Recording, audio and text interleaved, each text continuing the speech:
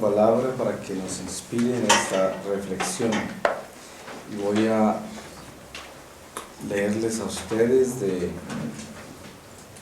la segunda carta de Corintios, en el capítulo 12, versículo 1, y dice: visiones y revelaciones. ¿Hay que gloriarse? Aunque no conviene, hablaré de las visiones y revelaciones del Señor. Conozco a un hombre en Cristo que hace 14 años, si en el cuerpo, no lo sé, si fuera del cuerpo, tampoco lo sé, Dios lo sabe. Fue arrebatado hasta el tercer cielo, y sé que este hombre, si en el cuerpo o fuera del cuerpo, no lo sé, Dios lo sabe, fue arrebatado al paraíso y oyó palabras inefables que al hombre no es lícito pronunciar. De ese hombre me gloriaré, pero de mí mismo no me gloriaré, sino es de mis flaquezas. Pero aunque quisiera gloriarme, no sería un necio, pues diría la verdad. Sin embargo, me abstengo para que nadie me atribuya algo por encima de lo que ve en mí o de mí oye, o a causa de la grandeza de las revelaciones. Por eso, para que no me engría, me fue clavado un aguijón en la carne, un ángel de Satanás, para que me abofetee y no me envanezca. Por eso rogué 3 veces al Señor que lo apartase de mí.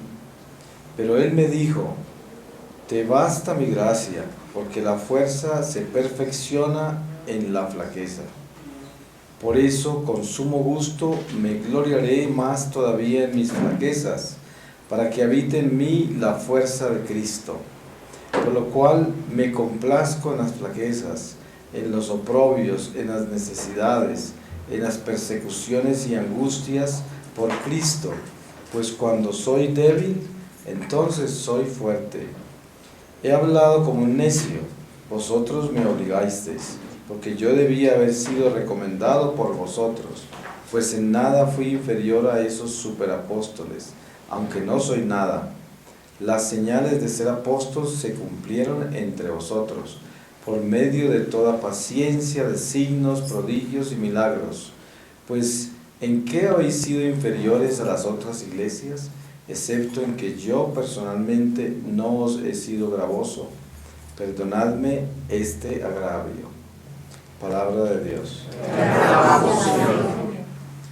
Pues nosotros vivimos un privilegio muy grande, que es poder estar reunidos en presencia del Señor en una manera extraordinaria, y también el poder tener la salud y la bendición de vivir este momento de Pentecostés. Y sabemos que la iglesia en el mundo entero se reúne hoy para honrar el milagro más grande que hay después de la ascensión del Señor, que es el cumplimiento de su promesa, de que Él enviaría el Paráclito para que nos acompañara todos los días de nuestra vida. Y es la manifestación viva de Cristo entre nosotros, que se hace vivo en medio de esta humanidad nuestra, como la presenta San Pablo en esta palabra, que es en medio de nuestras flaquezas. Aquí estamos nosotros, y seguramente que cada uno de nosotros desde nuestro interior anhela abrazar este misterio con toda la fuerza, con todo el amor, con un fuego abrasador. Sin embargo, esta carne es lenta, es adormecida y perezosa, y no parece despertarse al misterio del Espíritu, y eso nos agobia. Pero el Espíritu Santo es el Consolador, por eso se llama Consolador. ¿Por qué será que se llama Consolador? porque nosotros por la naturaleza humana, por nuestra carne mortal, vivimos desconsolados, es obvio, porque por mucho que nosotros querramos encender estos huesos en el espíritu, no se puede. La carne es carne y se está muriendo, y es sorda al espíritu. Entonces hay en nosotros esa dualidad, un alma que tiende hacia Dios con tanta pasión y una carne que tiende hacia el suelo con tanta violencia, hacia el pecado, y no podemos evitarlo. Pero sin embargo, el Señor quiere enseñarnos a nosotros de que para que no nos engriamos, como dice San Pablo, y no hagamos grandes alardes de nada, nos mantiene así mientras cursamos este destierro, porque es un tiempo que se acaba pronto, y ya vendrá la salud, como dice el Señor, la salud está cerca, y tenemos que tener paciencia, y tenemos que tener esa perseverancia de que Dios no nos abandona. Yo siempre pienso en algo muy importante cuando uno quiere descubrir cómo se mueve el Espíritu Santo entre nosotros. El Señor asciende al cielo y envía a todos esos apóstoles y estas mujeres santas de Jerusalén que forman el cenáculo en el cuarto de arriba a esperar la promesa. Y ninguno sabía ni qué era, es con excepción de la Virgen María, pero nadie sabía qué era lo que él hablaba, qué era lo que él iba a enviar. No entendían. Y cuando llegó, pues entendieron. Y sabemos que fueron 9 días y la iglesia, prácticamente ese cenáculo de 9 días, forma el establecimiento de un apostolado que nace en ese cuarto de arriba por la efusión del Espíritu Santo, porque ustedes saben que durante esos 40 días que Jesús estuvo resucitado, ninguno tuvo el valor de ir a contarle a nadie, a pesar de que se lo encontraban cara a cara, y sin embargo no tenían fuerza para superar el miedo que tenían a los judíos que mataron al mismo Jesús, que al que lo veían resucitado, ellos no tenían valor para ir a contarle a nadie ese milagro. Y entonces, en ese milagro de Pentecostés, que es la promesa cumplida de lo que el Señor había dicho que no le habían entendido, nace esa fuerza. Pero ¿cómo se prueba ya la promesa? Porque los apóstoles habían vivido con el Señor y estas mujeres santas, y claro, el Espíritu Santo vino a recordarles todo lo que Él les había enseñado, y también a darles la fuerza para que lo enseñaran ellos, y para quitarles el miedo a la muerte y el miedo a ser mártires como Dios se los pidió, y para lo cual Él los creó. Pero la manifestación más clara de esa promesa está en San Pablo, precisamente en lo que él estaba contando acá. San Pablo, cuando va en vía a Damasco y se encuentra con Jesús, es la prueba de que Jesús prometió que iba a estar entre nosotros todos los días de nuestra vida. Y la prueba está que ese apóstol recibió esa unción del Espíritu Santo y el Señor lo llenó de esa sabiduría sin que haya vivido con él como los otros, sin que el Señor le hubiese enseñado todas las lecciones que le enseñó a los otros día a día por 3 años, y a él se lo dio todo de un golpe. Y ahí muestra el Señor cómo es que va a actuar el Espíritu Santo en la iglesia, y esa es la muestra más clara de cómo camina el Espíritu Santo con la iglesia.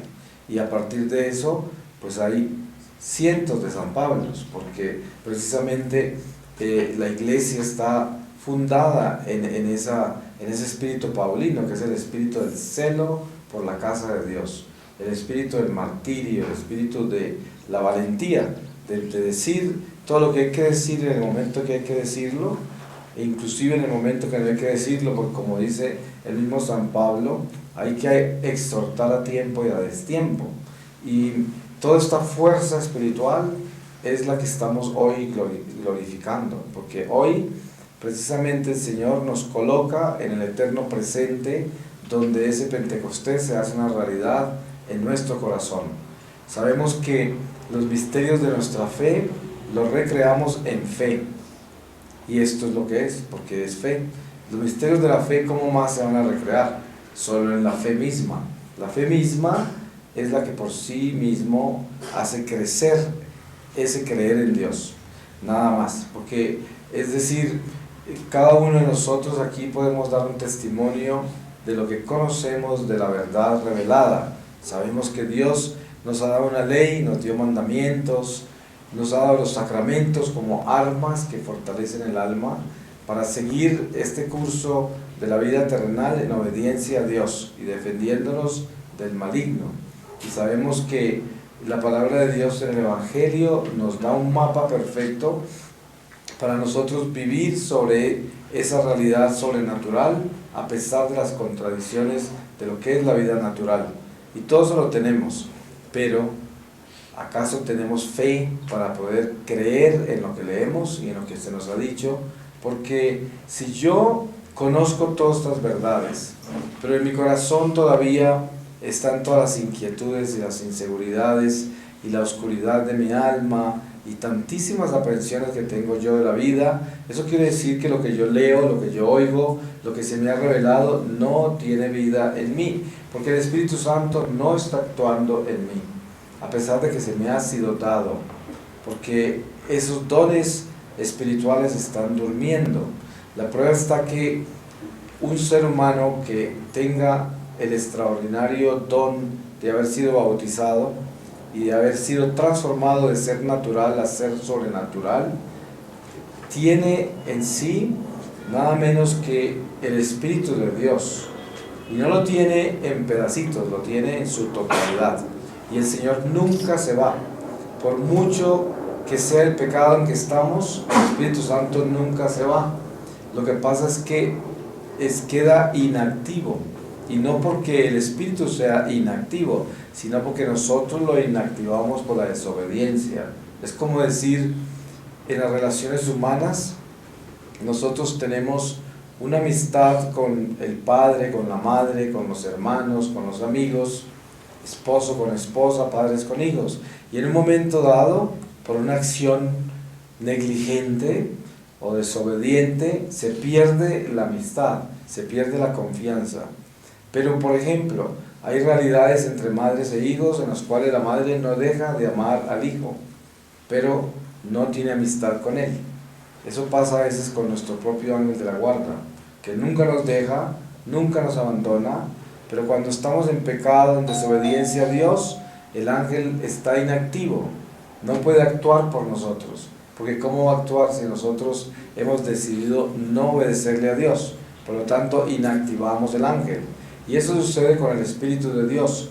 Y hay personas que de repente en un momento dado pueden tener una concepción errónea de lo que es el Espíritu Santo activo en nosotros, y es que no es suficiente con practicar la religión. Eso no es suficiente. Uno puede ser muy religioso, una persona extremadamente religiosa, pero para que el Espíritu se mueva en nosotros, yo tengo que creer lo que profeso, lo tengo que creer. ¿Y creer qué es? Es obedecer. ¿Y obedecer qué es? Vivir lo que conozco, vivirlo. Es como si yo estoy casado y me casé porque sé que mi esposa me quiere, porque si no, ¿cómo me voy a casar? Yo sé que me quiere, pero si todo el tiempo estoy preguntando si me quiere, lo que produzco es una inseguridad increíble en ese matrimonio, porque no estoy viviendo la realidad con la cual me casé, sino que la estoy tratando de confirmar todo el tiempo.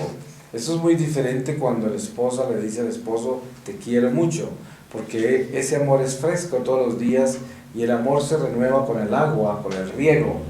Pero cuando es con duda, que se pregunta si me quieres, eso precisamente es cuando uno ora y se pregunta si Dios lo escuchó.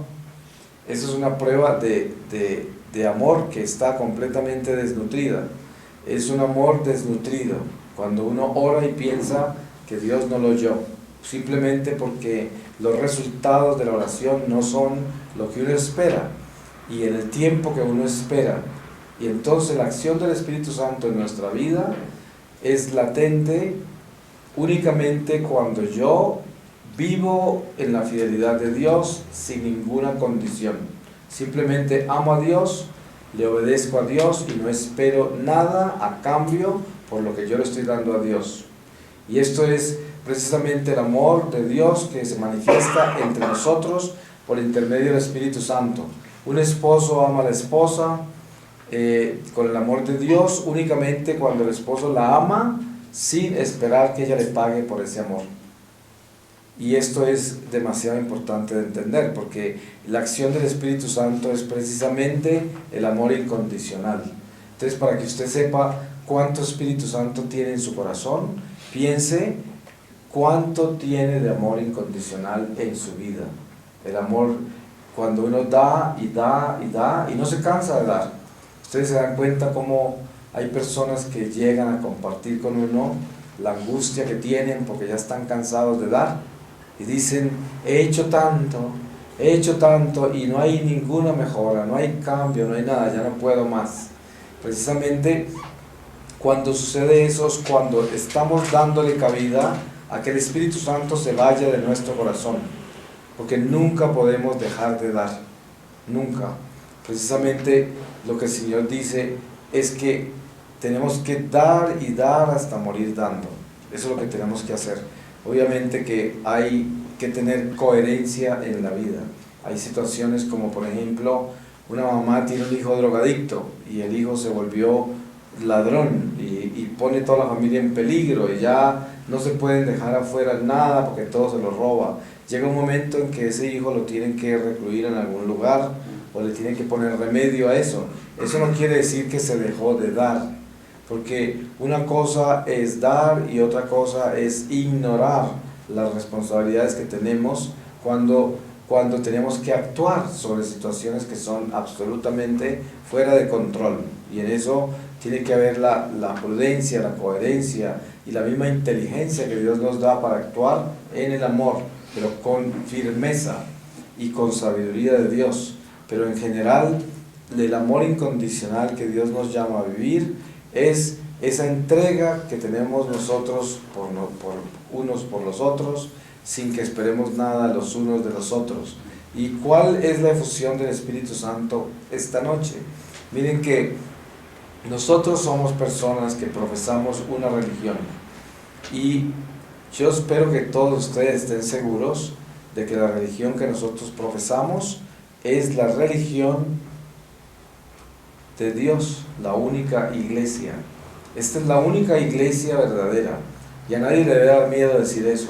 Lo es, y uno puede morir por eso. Esta iglesia es la iglesia de Dios, la continuación del judaísmo. Nosotros somos judeocristianos y esta es la iglesia de Dios, la única iglesia, no hay más. Ahora, eso no quiere decir que las otras iglesias, las otras religiones y las otras creencias ya es para gente que se condenó, porque no son católicos. Eso no es verdad, ya lo sabemos. Dios no nos juzga en religiones, pero la única iglesia de Dios es esta, y Dios nos ha exigido a nosotros no solamente entender ese misterio, sino vivirlo. ¿Y cómo lo vive uno? Sin miedo. Uno no puede vivir con miedo la fe. Este es un mundo de confusiones en el que vivimos hoy.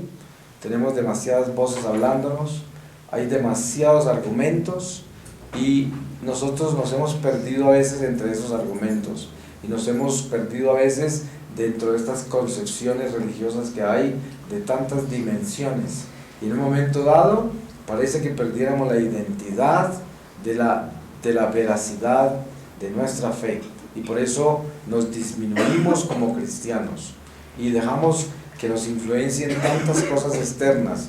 Por eso la invasión de la nueva era dentro de nuestra iglesia es causa de ese sincretismo, de que la gente sin darse cuenta le abre puertas a muchas otras cosas y su propia religión, siendo la verdadera, deja de serlo, porque queda completamente esparcida en medio de una cantidad de creencias. Ustedes han visto las barbaridades que se predican hoy desde el púlpito, tanto sacerdote que está metido en tanta ideología extraña, tanta teología rara, y lo predican con ironía, con soberbia, se nota como el disgusto como lo hacen, y están prevenidos porque saben que alguien va a protestar, porque no es la verdad.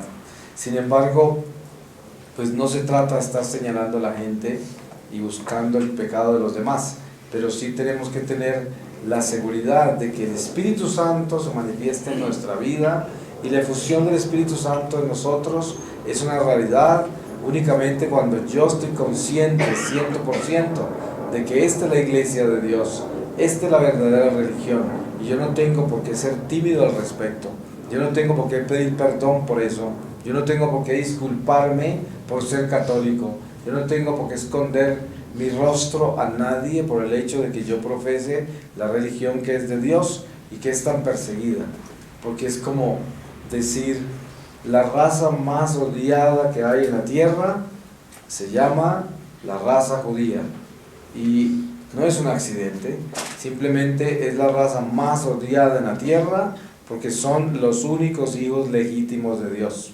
Y esto suena muy raro, ¿no es verdad? Porque uno cuando escucha eso dice, pero qué cosa tan extraña, que hay gente que diría, qué injusticia, ¿cómo puede tener preferencias el Señor? Pues nadie puede explicar este misterio, pero los judíos son los hijos legítimos de Dios. Nosotros somos los adoptados y hermanos menores de ellos, y no hay nada que hacer al respecto, esa es la verdad. Y ellos tienen privilegios que nosotros no tenemos, tienen dones y talentos que nosotros no tenemos, y tienen cosas que nunca nos darán a nosotros, y a ellos se los dan en abundancia. Y así es, nadie lo puede cambiar. Y esto es Dios, es un misterio que lo entenderemos tan solo cuando partiremos de esta vida. Pero el diablo los odia, y por eso los ha tratado de completamente borrar de la faz de la tierra, y lo ha tratado en miles de formas durante toda la historia de la humanidad, desde que se ha formado esas 12 tribus, desde que Abraham fue llamado a ese ministerio de paternidad de la fe, y Dios comienza a organizar la humanidad para rescatarla, y la rescata desde esas 12 tribus. Y dense cuenta que hay un plan de Dios, es un plan perfecto y misterioso que envuelve números exactos, envuelve unos ciclos de la humanidad precisos, y envuelve el misterio de su voluntad, que es insondable, nadie la puede penetrar. Por eso la fe precisamente es lo que Jesús le dijo a Tomás, ahí es donde está la fe. Dice, dichoso aquel que cree sin ver. Esa es la fe. Porque ¿de dónde sale la fe? La fe sale de creer en lo que no entendemos ni vemos. De ahí sale la fe. Porque ¿dónde nace el verdadero amor? Cuando yo no entiendo nada y sin embargo continúo amando. Eso es amor. Porque no puede ser amor cuando yo me confundo y dejo de amar. Eso ya no es amor. Porque el amor no se apaga. Por eso dice, Dios no se muda. Sí, solo Dios basta, como dice Santa Teresa. Hay que entender que el verdadero amor jamás se apaga. Miren que una persona puede estar casada y separarse, y sin embargo, lo único que no debe separar nunca es el amor. Puede separar cuerpos, puede separar una relación por situaciones de supervivencia, porque muchas veces hay peligro de muerte en un matrimonio. Hay personas que son enfermas mentales, o son gente drogadicta, alcohólica, o quién sabe qué, mafiosos. Hay personas que tienen que irse corriendo de un matrimonio por defender sus hijos y su vida. Pero hay una cosa que nunca se puede dejar, y es el amor. Usted puede separarse de su marido o de su esposa por situaciones que son inevitables, pero nunca puede matar el amor.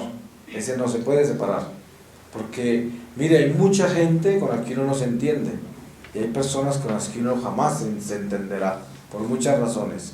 Hay razones políticas, razas, ideologías, religiones, toda clase de situaciones que nos dividen, y entonces hay personas con las cuales no podremos entendernos, pero eso no quiere decir que no podemos amarlas.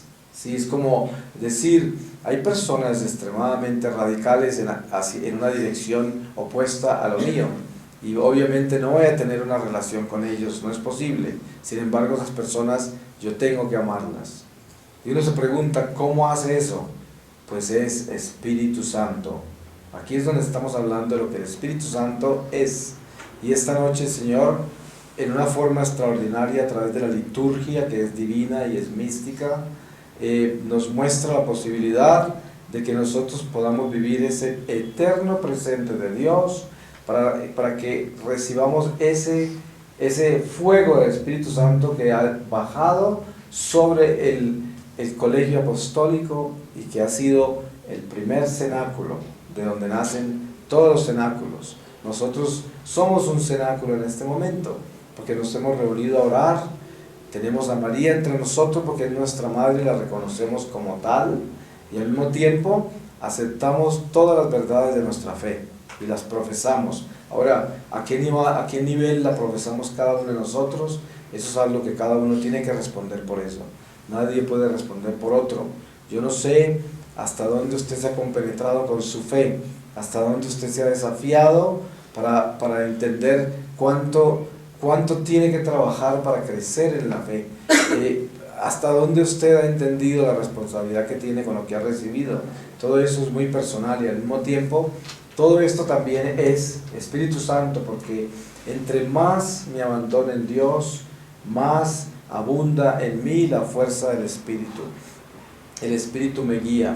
Miren que cuántas veces a mí me ha sucedido que en algunas oportunidades he tenido que ir a misiones donde yo no quería ir, pero yo sabía que tenía que ir. Y todo en mí me está tratando de evitar ir, por muchas razones. Y sin embargo el Espíritu me lleva atado y me voy. Entonces mi naturaleza humana no quiere ir, pero el Espíritu me lleva.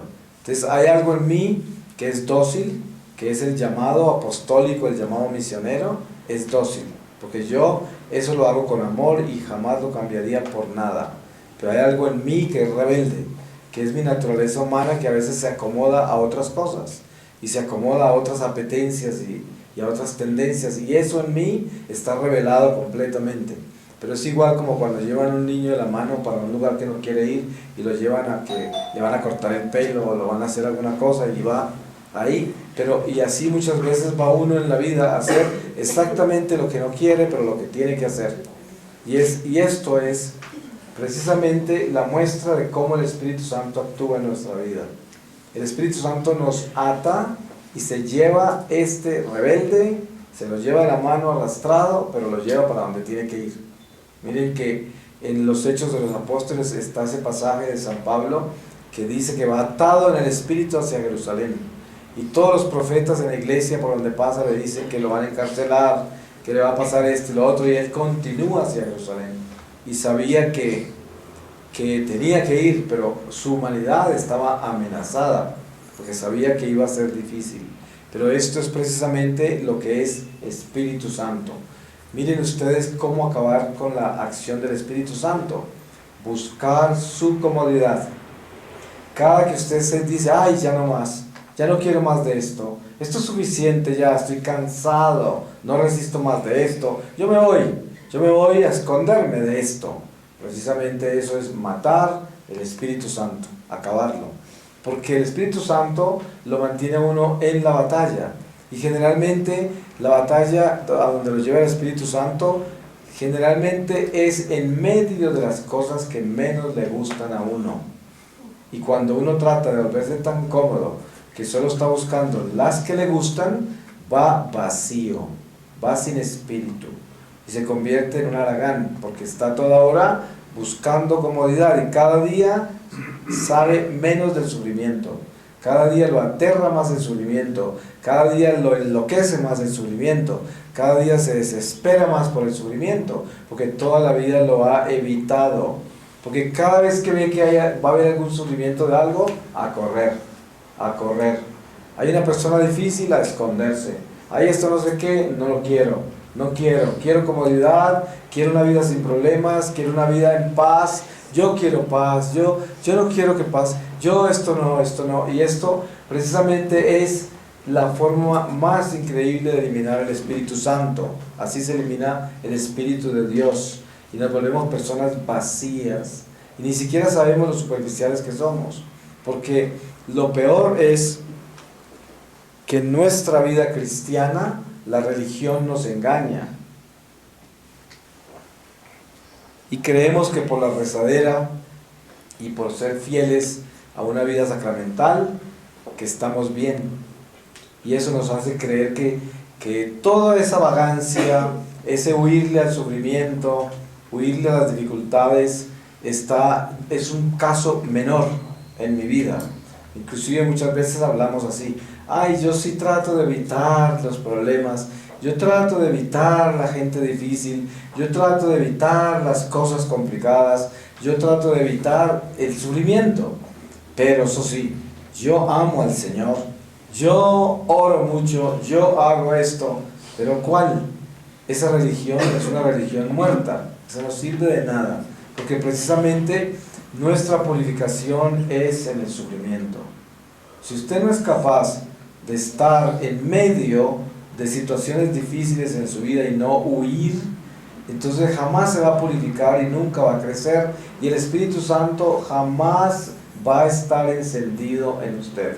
Si usted quiere saber cuál es la efusión del Espíritu Santo grande de esta noche, es darse cuenta cuánto está evitándolo para poder que le llegue, porque precisamente el Señor quiere inundarnos con su Espíritu esta noche, y no porque no tengamos su Espíritu, porque Él nunca se ha mudado. Desde el día del bautismo lo tenemos en plenitud, pero puede que esté durmiendo, inactivo, porque nosotros lo eliminamos cada vez que el Espíritu se despierta.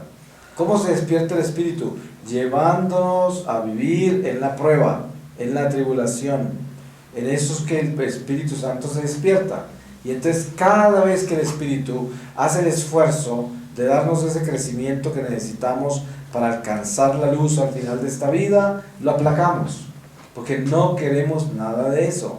Entonces hoy el Señor nos invita a que nosotros entendamos con claridad de que si abrimos el corazón, podemos recibir una efusión extraordinaria del Espíritu Santo en un día como hoy, donde la liturgia nos permite a nosotros vivir la mística de nuestra fe, que quiere decir adentrarnos en el eterno presente. Adentrarnos en el eterno presente es vivir una realidad espiritual absolutamente auténtica, real. O sea, nosotros entramos en ese cuarto de arriba, ahí es donde entramos. Hoy esa es la invitación, a que estemos en el cuarto de arriba, en ese cuarto de arriba como apóstoles, como mujeres santas de Jerusalén, como discípulos fieles que están esperando con cariño lo que no entienden, pero lo están esperando, porque ellos estaban esperando algo que no tenían ni idea qué era, pero estaban en obediencia ahí. Y quién sabe las conversaciones que tuvieron allá en ese cuarto de arriba durante 9 días. Y a lo mejor algunos dijeron: parece que no va a pasar nada. Seguramente muchos dijeron eso. Y otros dirían: paciencia, tenemos que quedarnos acá. Y ustedes se pueden imaginar las conversaciones que hubo. Si son seres humanos como nosotros y sienten lo mismo que nosotros, piensan lo mismo que nosotros, tienen las mismas tendencias a no creer, a dudar, a desesperarse. O sea que las conversaciones que hubo en el cuarto de arriba son humanas, fueron humanas. Pero el día que llegó Pentecostés y se los tomó a todos, dejaron de ser esos humanos comunes. Pero imagínense que hoy muchísimos de nosotros nos portamos como si nunca hubiésemos tenido Espíritu Santo. Parecemos peores que los apóstoles cuando no tenían el Espíritu todavía, porque estamos a toda hora mirando por allá a ver, asustados, ¿qué va a pasar? ¿Qué está pasando? ¿Mi vida qué será? Y tenemos todas estas preguntas en el aire, desesperados, inquietudes, desenfrenos, cosas, como si nunca hubiésemos sido bautizados, como si no tuviésemos el Espíritu de Dios. ¿Ustedes se imaginan la tristeza del Espíritu Santo cuando una persona que tiene el Espíritu Santo no lo utiliza? No lo utiliza. El regalo más grande que tenemos es el Espíritu de Dios. Cuando yo comencé a vivir mi vida de misionero, me pasaron muchas cosas que el Señor me permitía para que yo entendiera que Él estaba llevándome. Y estas cosas al principio eran muy complicadas, porque pues la tendencia que hay es a uno querer controlar su vida. Y yo toda mi vida controlé mi vida, pues eso creía yo, ¿no? Pero, y cuando ya al entregarme la vida de misiones, tenía que aceptar que era el Señor el que controlaba mi vida. Pues esta fue una lucha muy grande porque es decir, es muy fácil saber lo que tiene que hacer uno, pero no es tan fácil hacerlo, ¿sí? Y vivirlo. Y entonces el Señor me puso 50,000 pruebas para que yo finalmente entendiera de que era el Espíritu Santo el que actuaba, el que me guiaba, el que me llevaba, el que hacía todo, inclusive cuando me pasaban cosas horribles. Y yo miraba para un lado y decía, no pudiste ser tú, sí, pero con una desconfianza decía, eso no viene de ti. Pero yo le miraba al Señor la sonrisa y decía, ¿cómo no? Viene de mí. O sea, es que, y es muy difícil porque uno se considera que el Señor no va a permitir que lo toque a uno ni una araña, pues, ¿no? Y resulta que no, le mandas una plaga de arañas encima, ¿verdad? Y ahí, y esto es tan importante de entender porque miren ustedes que cuando ustedes leen el Evangelio se dan cuenta que Jesús nunca en ningún momento felicitó a los apóstoles. O sea, y no es que él fuera cruel, porque es un maestro divino perfecto, pero siempre los puso a caminar en la punta de los dedos de sus pies. Y siempre les dijo, usted en guardia, no pierdan la guardia, tienen que estar ahí. Y siempre les pedía más, a que dieran más. Entonces, el maestro realmente pide más. Ustedes saben, un simple atleta humano que tiene que ganarse una corona temporal, ustedes saben la disciplina tan impresionante en que un entrenador pone a un pobre atleta. Eso es increíble. A veces cuando uno lo mira de afuera parece crueldad, ¿no? Y sin embargo es el único camino. Ese atleta nunca podrá ser el campeón si no se somete a esa disciplina. Y mire, lo mismo pasa en el espíritu, no es nada diferente. Nosotros tenemos que someternos a una disciplina muy alta en el espíritu. Es de la única manera que llegaremos al cielo. De lo contrario, tendremos que ir a los olímpicos del purgatorio. Y esos sí que, esos olímpicos son un poco complicados, ¿sí? Porque esos son sin pantaloneta. Por eso yo digo, es increíble que nosotros hoy que estamos con todas estas herramientas y que el Señor en tanta forma nos trae las enseñanzas desmenuzadas y sin embargo des en cuenta lo duro que es esto. ¿Por qué? Es lo mismo que le pasa al atleta que tiene que entrenarse y sabe lo duro que es progresar. Está corriendo a 100 metros y nada que rompe esa marca y está haciendo todo, ¿no? Ahora, en el espíritu, nosotros pensamos que estamos haciendo mucho, y si Dios nos diera una visión del espíritu real, en un segundo nos daríamos cuenta que a lo mejor no nos hemos movido ni siquiera un cuadro hacia adelante, ni siquiera hemos dado el primer paso. En muchos casos sucede eso, porque a veces estamos totalmente engañados con la religión.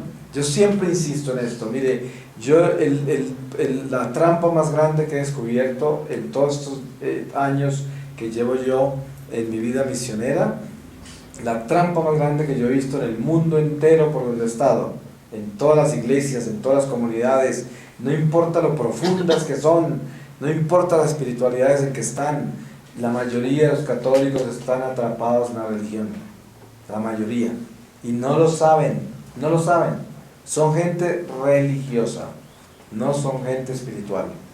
Y hay una confusión con esto tan grande porque precisamente la ignorancia que hay del Espíritu Santo es gigantesca.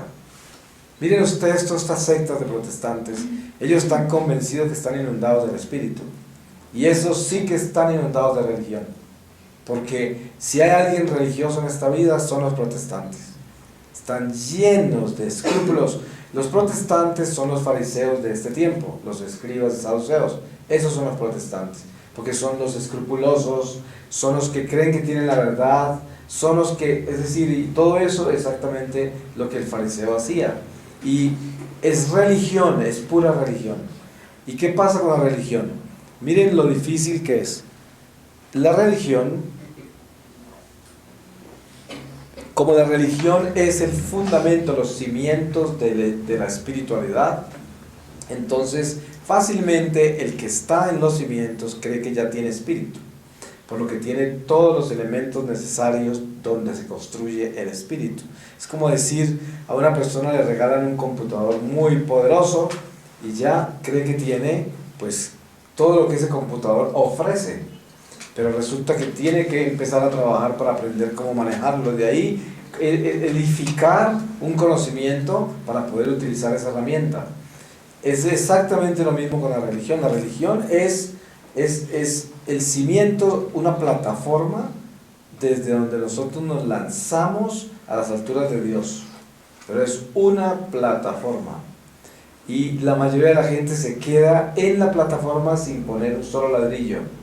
Y ustedes no saben cuántos católicos se mueren y estaban parados en la plataforma y no tienen ninguna construcción hacia Dios, y por lo tanto no pueden ascender hacia ningún lado, y les toca comenzar a construir de cero. Hay almas en el purgatorio que empezaron el edificio espiritual de cero, cero. Ustedes se imaginan el dolor tan horrible que es eso, de haber desperdiciado toda esta vida y haber sido religioso encima de todo. Es algo muy complicado. Por eso es que nosotros tenemos que espiritualizar nuestra vida. ¿Y cómo se espiritualiza la vida nuestra? Con el Espíritu Santo. ¿Y qué quiere decir eso? El Espíritu Santo en nuestra vida es el don maravilloso del bien, el bien. O sea, de que cada célula de nuestra vida tiene que ser oxigenada con el Espíritu Santo. Cada célula tiene que ser renovada, oxigenada. Que el amor de Dios penetre todo nuestro ser. ¿En qué forma?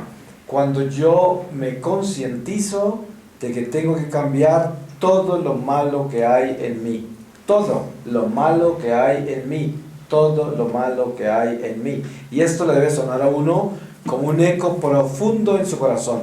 Porque dése en cuenta cómo es de fácil vivir la mediocridad.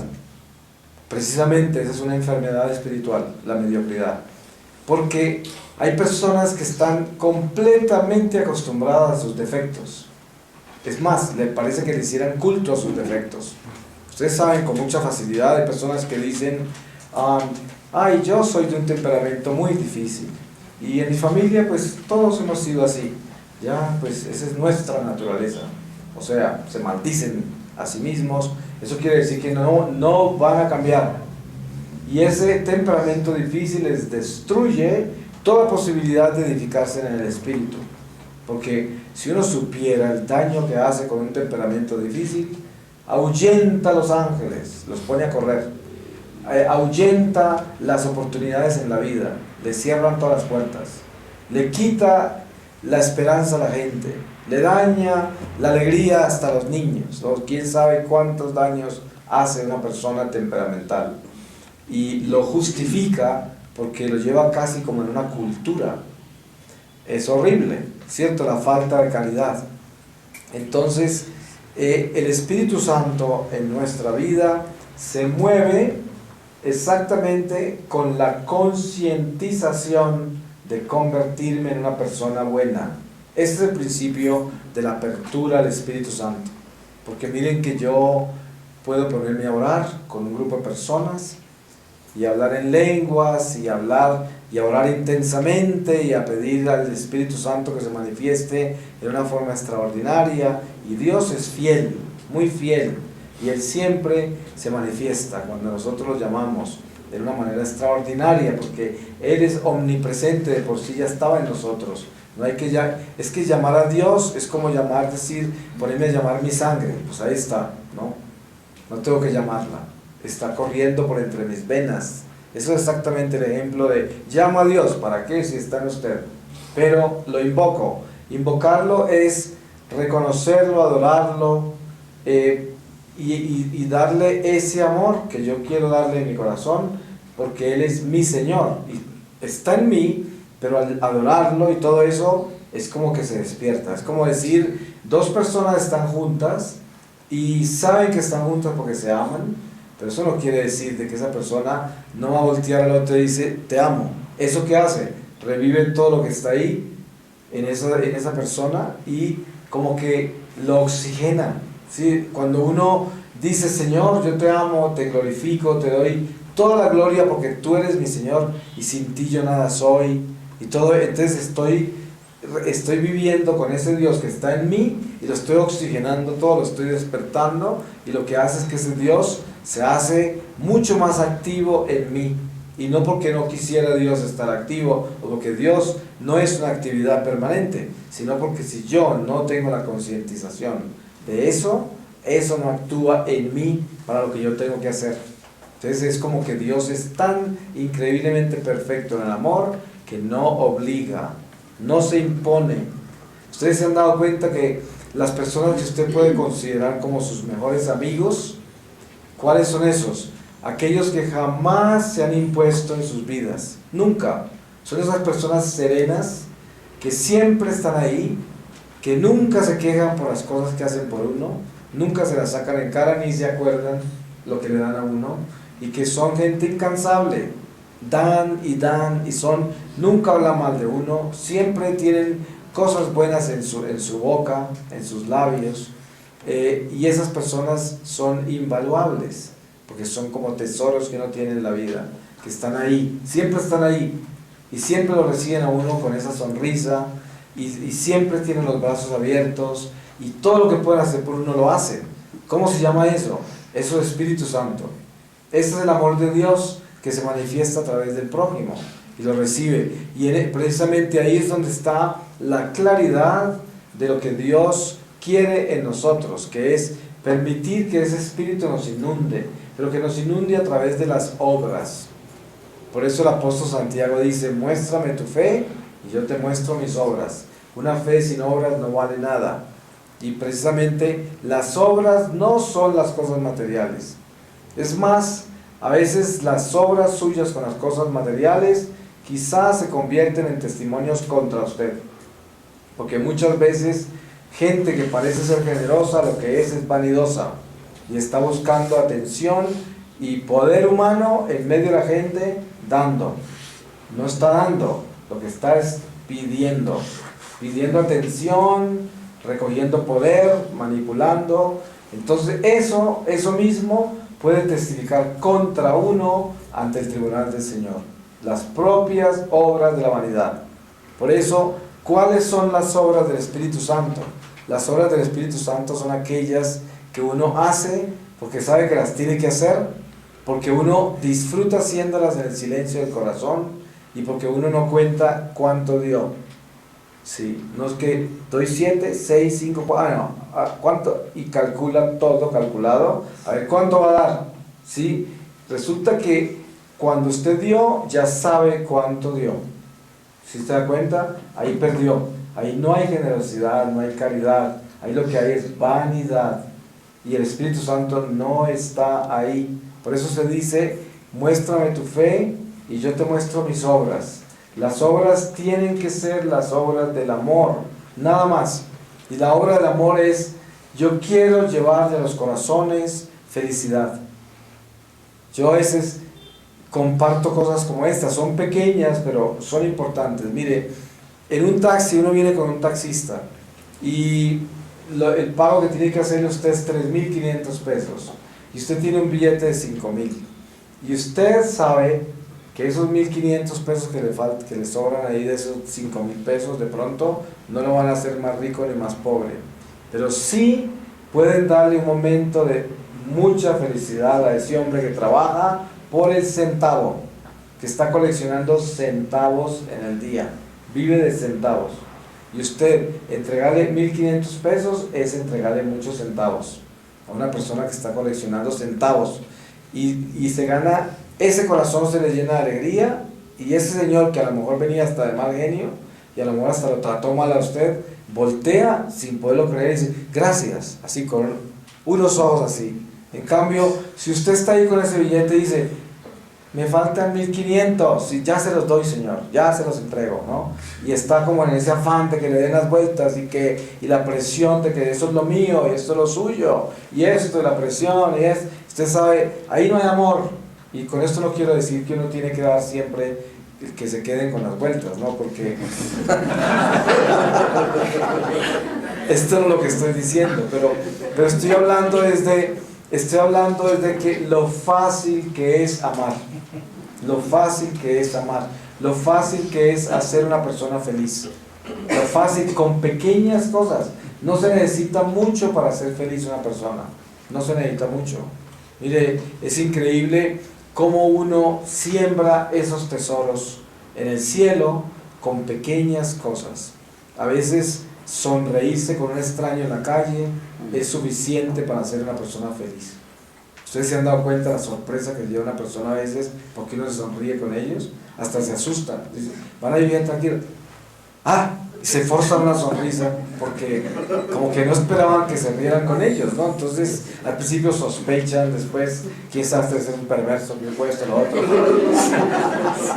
Pero al final descubren que es amor, que es de verdad y que ya pasó, entonces entregan, como que responden. Y esto precisamente, ese es lo que el Espíritu Santo es en nuestra vida, se mueve en el amor. El Espíritu de Dios se mueve en el amor. Y dense cuenta que el Espíritu Santo es esa voz tenue, absolutamente tenue, que se mueve y le dice a uno, perdona, ama, ten paciencia. Y es una voz por allá que uno casi no la oye, porque es que uno quisiera que le gritaran, pero el Espíritu no grita, el Espíritu no grita. Y le trae unas pruebas espantosas con una voz así de chiquita, ¿no? Así es. Y yo pienso que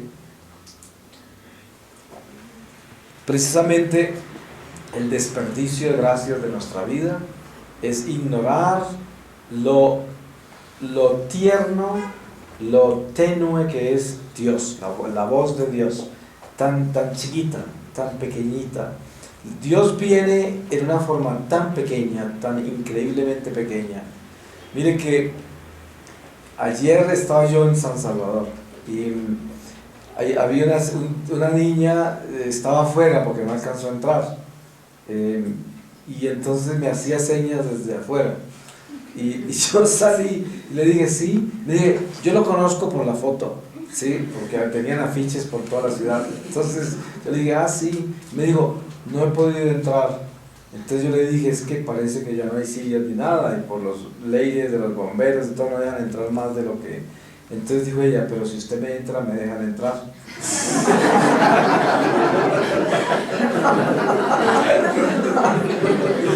Yo ya estaba en una trampa, ya no podía hacer nada, entonces me tocó entrar. Pero cuando yo la llevaba, apareció la abuela, la mamá, salieron todos detrás de un carro. Y yo dije, pero a todos ellos no los puedo entrar. Y la niña me mira y me dijo, si tú dices que los entren a todos. Así fue esa niña. Y mire que esa niña logró que se entraran 7 personas, que se quedaron paradas contra una pared. Yo las veía desde donde estaba predicando, yo que era un teatro, y estaban arriba contra la pared, se quedaron así todo el tiempo, porque el señor que las entró les dijo, los dejo entrar, pero se quedan contra esta pared y de ahí no se mueven, quedaron así. Pero esa niña logró hacer todo, me hizo hacer todo lo que ella quería, ¿sí? Y en la forma más suave, más pequeñita, así, porque lo hizo tan sencillo. Ella no hizo gran cosa. Yo salí a ese lobby donde estaba la puerta de entrada y había muchas personas afuera que no han podido entrar porque se acabaron los boletos. Y yo salí y ella... Entonces yo en un momento dado siempre pienso que es gente que yo conozco y no quiero quedar mal. Digo, esta mínimo debe ser la hija de la señora que me trajo a San Salvador. Y ya se me olvidó su cara, ¿no? Porque eso pasa todo el tiempo, yo paso unas vergüenzas horribles. Digo, hola Pablo, soy Juan. Juan, bueno. Pero esta niña entonces me lleva y me toma en semejante camino tan increíble. Y entraron perfectamente todos porque ella lo hizo en la forma más pequeña del mundo, porque no hizo nada extraordinario, pero lo hizo perfecto. Pero miren la confianza de esa niña y la forma en que lo hizo, eso es lo que yo llamo Espíritu Santo. Es el Espíritu de Dios actuando en un ser humano que tiene toda la confianza del mundo de actuar en el amor. porque actuó con un amor, una sonrisa así, una naturalidad que me decía, si tú dices que sí, pues ya. Todo era así, era como unas órdenes, todas sutiles, todas tiernas, todas, y tan sencillo todo, ¿no? Tan fácil. Y yo digo, ahí está Dios, eso es Dios, todo lo de Dios es así. Y cuántas veces no está uno desesperado en un problema bien horrible, y de pronto, en medio de toda esa desesperación y ese problema tan horrible, uno dice, ¿y qué? Pues no hay remedio, y ya, entró como, se calmó, y se arregló todo, y ya está uno pensando hasta en otras cosas, porque ya ese problema ya lo asimiló, ya dejó de desesperarse, ya dejó de confundirse, y paró y dijo, ¿y qué? Si ya no me puede cambiar nada, ¿no? Ya, y en un momento pequeño de sabiduría, entra uno en lo que se llama un instante perfecto, que es donde se soluciona la vida. La vida se soluciona en instantes perfectos. Que mire, una persona está peleando con otra y no se soluciona el problema y esto, y de pronto uno entra en sabiduría y dice, ¿y qué? Pues no va a pelear más, ya, y deja de pelear. Y puede que siga el problema un rato, pero como uno dejó de pelear, se acaba, el problema se acaba, tiene que acabarse, y la vida es así. Pero todo eso necesita Espíritu Santo. El Espíritu Santo mueve todo lo que es bueno. Nada que sea bueno viene de otro lugar que del Espíritu Santo. Todo pensamiento bueno, toda intención buena, todo sueño bueno, toda persona buena, todo lo que es bueno viene del Espíritu Santo. Es tan sencillo como eso. Yo le digo a la gente, hay gente que sueña tanto. A veces yo les digo, trate de no comer de noche, ¿no? Porque creo que es indigestión. Pero no, en algunos casos no es ni siquiera eso, pero tienen muchos sueños, pero los quieren interpretar. Yo digo, la pérdida de tiempo más grande que usted puede tener en su vida es interpretar sus sueños. Porque nosotros tenemos una vida audiovisual y la mente es de una capacidad increíble de producir imágenes, porque las produce. Nuestra mente todo lo traduce en imágenes, ¿sí? Entonces nosotros mantenemos una película constante. No todas las veces nos sintonizamos con ella, pero hay personas que tienen una tendencia a sintonizarse con su película. Y precisamente el mundo de los sueños es un mundo que debe quedar en el mundo de los sueños. No hay que traerlo a otro lugar, porque el que vive de eso se vuelve un iluso. Hay personas que inclusive se dejan manejar por los sueños y terminan convencidos que lo que tienen son visiones. Y resulta que, le pongo un ejemplo, mire, una persona que está rezando todo el día y reza, ¿cómo no se va a soñar con la Virgen o con Jesús o San José? ¿Con quién más se va a soñar? Si no estaba andando con Drácula todo el día. Pues claro, y después aparece diciendo, se me apareció la Virgen anoche en un sueño. Digo, ¿no sería que te rezaste 4 rosarios? ¿No? Digo, es que es obvio, son cosas, es decir, no es porque uno quiera ser un escéptico que va a decir que en un momento dado una persona pueda tener una experiencia sobrenatural. Yo las he tenido y seguramente muchos de ustedes. Obviamente que hay un momento sobrenatural posible en la vida de uno en la que tenga directamente una experiencia con seres celestiales o demoníacos, pero en su gran mayoría la acción del hombre en la vida diaria produce imágenes. Es inevitable y por lo tanto uno en esas interpretaciones de los sueños pierde el tiempo. Porque el Espíritu Santo, ¿qué hace el Espíritu Santo? El Espíritu Santo, como es el que nos guía a nosotros, es el que nos guía, el que nos dice dónde tenemos que ir y qué tenemos que hacer. Entonces, si yo tengo una visión que es de Dios y es una visión sobrenatural, el Espíritu Santo es el único que la va a ministrar. Yo no puedo. Y entonces, una persona que tiene experiencias de Dios no tiene que preocuparse de interpretar ni de pensar qué va a hacer con eso, porque eso no es de él ni de ella. El Espíritu Santo lo va a hacer. Entonces yo, siempre que alguien me dice, tuve una experiencia así, ¿qué hago? Nada, no haga nada. Entonces si Dios quiere que usted haga algo, Él lo va a hacer. Entonces usted lo que tiene que hacer es precisamente no hacer nada. Y yo digo, de la única manera que usted puede probar si la experiencia que usted tiene es de Dios, es cuando usted tuvo la experiencia, no hizo nada y sin embargo esa experiencia por sí misma comenzó a dar frutos y comenzó a caminar y comenzó a desarrollarse y usted no ha hecho nada para hacer eso y eso crece y sigue y usted no lo puede parar. Eso es el Espíritu Santo. Eso es una manifestación sobrenatural de Dios. Pero si usted tiene experiencias que usted considera sobrenaturales, pero eso no despega para ningún lado, no pasa nada, y usted de por sí se inspira a tratar de que eso funcione y promoverlo y propagarlo, está dándole, es como ya los pájaros disparándole a las escopetas, ¿no? Como dicen, está al contrario, está al revés, eso no funciona así. El Espíritu Santo es absolutamente puntual, totalmente puntual. Nunca está tarde ni temprano, siempre está en el tiempo exacto. El Espíritu Santo es perfectamente puntual. Por eso, el secreto de nuestra vida espiritual es reconocer que el Espíritu es vida y que el Espíritu actúa. Eso es tan importante, porque sin ese conocimiento nosotros nos sentimos solos y nuestras oraciones son unas oraciones que son unos ecos religiosos que lo único que nos produce es miedo a veces. Ustedes saben que yo no he conocido gente más miedosa que la gente que es súper religiosa. Es la gente más temerosa. Es tan extraño. Yo conozco gente que es rezandera a morir y viven aterrados. Aterrados. Y yo digo, ¿cómo así? Si la oración que es de espíritu tiene que traernos paz. Y si no, ¿qué estamos haciendo? Si el Dios, el Paráclito, el Espíritu de Dios es el Consolador. Así comencé esta reflexión y así la termino. Entendemos que si el Espíritu Santo es consolador, ¿cómo hago para saber si el Espíritu está en mí? Porque tengo consuelo. ¿Sí? La vida nuestra es desconsolante, se dice así, desconsoladora. La vida nuestra nos trae desconsuelo. Basta con mirarse en el espejo en la mañana para que quede bien desconsolado. Cada día estamos más feos.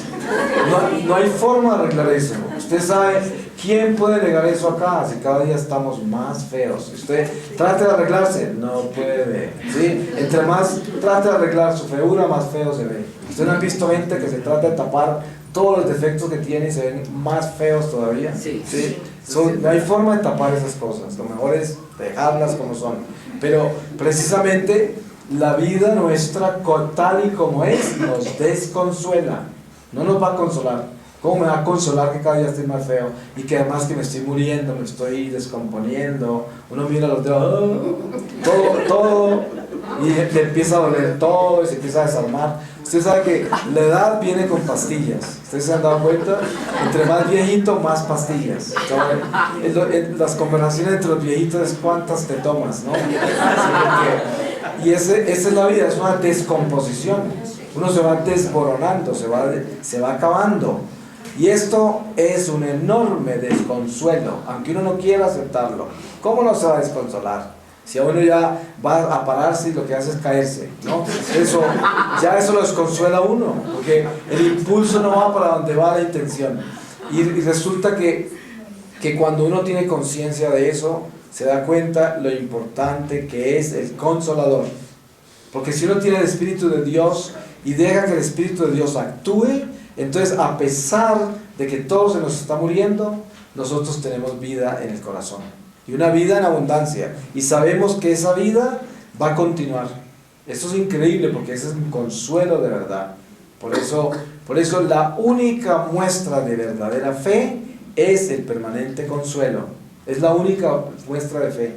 Obviamente habrá momentos en que nosotros vamos a estar desconsolados y necesitamos implorarle al Consolador que nos inunde. Porque hay momentos muy difíciles. Y cada uno de nosotros acá tenemos que aceptar eso. ¿Cómo no va a ser difícil recibir una mala noticia? Que tengan un accidente, que lo diagnostiquen una enfermedad bien terrible, que pasen que hay cosas que no se solucionan.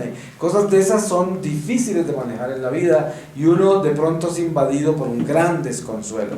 A pesar de que sea una persona de Dios, espiritual, que trabaja para crecer. Y entonces uno, precisamente, hoy tenemos este regalo maravilloso de tener una experiencia extraordinaria con el Espíritu Santo, porque la liturgia nos da la oportunidad de entrar en un momento perfecto, que es entrar en Pentecostés.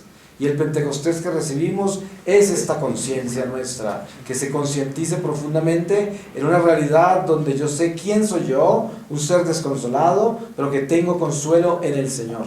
Y eso es muy bonito, porque yo no puedo darme la sacada de que soy el lleno de consuelo cuando me estoy descomponiendo, no puedo.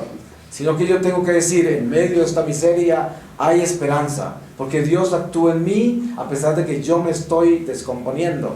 Y hay algo en mí que me dice, no importa, porque es tan solo parte tuya que se está acabando, pero lo demás va a sobrevivir, y además va a sobrevivir extraordinariamente. Y lo que espera es enorme, es precioso, es tan grande que si uno supiera qué es, pasaría de rodillas todos los días en medio de su descomposición. Pero el Espíritu Santo precisamente hoy nos quiere inundar con esa realidad para que nosotros tengamos esperanza y que no esperemos de que las cosas cambien. No va a cambiar que estos huesos cada vez van a estar más horribles, ¿sí? De que vamos a estar más feos todos los días, eso no va a cambiar. No va a cambiar de que estamos sentenciados a muerte, andamos con una lápida pegada de la espalda. Lo único que necesita es que la pongan encima de la tumba, pero ya la llevamos acá atrás. Yo llevo mi lápida, ahí dice, descansó en la paz, Marino Restrepo, ya la llevo acá, ¿sí? Lo único que falta poner es la fecha de la caída, ¿no? Pero todo lo demás está escrito. Ahora ya de repente pongan ahí, vivió aterrado, pero con esperanza. Pero eso somos nosotros, caminamos hacia la tumba. Pero lo más lindo de todo es que a pesar de que llevamos este cuerpo para la tumba, en la fe en el Señor, la fe en que existe este Paráclito que viene a consolarnos, nos hace a nosotros seres especiales. Miren, ustedes saben lo que es ver una persona hecha pedazos. Hay gente que está hecha pedazos, todos descompuestos, tienen todo torcido, todo dañado, todo acabado, pero en medio de toda esa descomposición hablan con una esperanza, con un amor, y saben que Dios está con ellos y que todo va a estar bien, y todo lo que sale de sus bocas, y ya uno no los ve ni despedazados ya, porque salen cosas tan lindas del corazón que ya ni siquiera se les nota todo el desastre que andan, ¿no? Y esto es realmente la belleza. Ustedes se dan cuenta, yo pongo este ejemplo siempre. En la Universidad de Hamburgo, donde yo estudié artes, tenía un profesor enano, y cuando ese profesor al principio llegaba, su voz era estridente y todo, a mí me molestaba la presencia de él y todo. Usted sabe, cuando uno es muy joven es demasiado cruel, ¿no? Y yo me reía de él, y yo me miraba para otro lado, no lo podía ver. Y resulta que ese enano me dio unas lecciones a mí increíbles que me marcaron para toda mi vida. Y cuando él me exhortó y me enseñó y me tocó mi corazón en las cosas que hizo conmigo, desapareció el enano. Nunca lo volví a ver, el enano. Ya era como un alma lo que estaba ahí. Yo nunca lo volví a ver como un enano. Ese hombre se convirtió en mi amigo, en un maestro, en un consuelo, una ayuda en mi vida, y nunca más lo volví a ver como enano. ¿Y por qué? Porque precisamente es el Espíritu Santo el que hace esas cosas. Porque antes de que tuviera amor, antes de que tuviera compasión, caridad, era un enano. Pero cuando ya tuve amor, el enano desapareció. Y eso sucede. Por eso es que solo el Espíritu Santo puede hacer esas cosas. Por eso cuando usted tenga problemas con los seres humanos, por sus apariencias, porque son complicados, porque no sé qué, por esto, lo está viendo como enano. Ahí usted tiene un enano ahí, usted tiene una persona llena de defectos que no ama, que usted no ama. Pero si usted la ama, desaparece el enano. Desaparece. Ya esa persona puede ser lo más complicado, lo más horrible, y no lo molesta a uno ya. No lo molesta. Puede pararse en la cabeza y a uno no le importa, porque uno ya ama a esa persona. Eso es muy importante tenerlo. Solo el Espíritu puede hacer eso. Voy a pedirle al Señor la palabra para que cerremos esta reflexión en la palabra de Dios. Les voy a leer de la carta de San Judas. Y les leo, esto no tiene capítulos, pero les leo el versículo 14 que dice: de ellos también profetizó Enoc, el séptimo descendiente de Adán, cuando dijo: mira, Ha venido el Señor con sus santas miríadas para entablar juicio contra todos y dejar convictos a todos los impíos de todas las perversidades que han cometido y de todas las injurias que los pecadores impíos han proferido contra él. Estos son unos murmuradores que se quejan de su suerte, viviendo al dictado de sus concupiscencias, y su boca pronuncia palabras hinchadas, adulando a las personas por su propio interés. Pero vosotros, queridísimos, acordaos de las palabras anunciadas por medio de los apóstoles de nuestro Señor Jesucristo, que os decían: en los últimos tiempos habrá quienes se burlen de todo y vivan según sus impías concupiscencias.